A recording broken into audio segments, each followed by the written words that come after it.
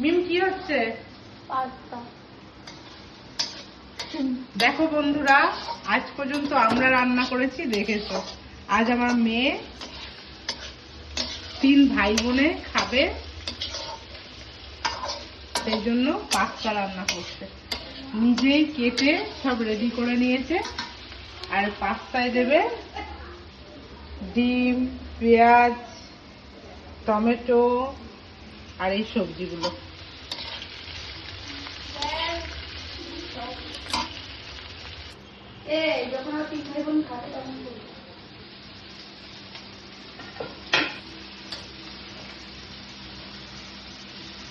মিম pasta কত দূর শেষ হয়ে গেছে?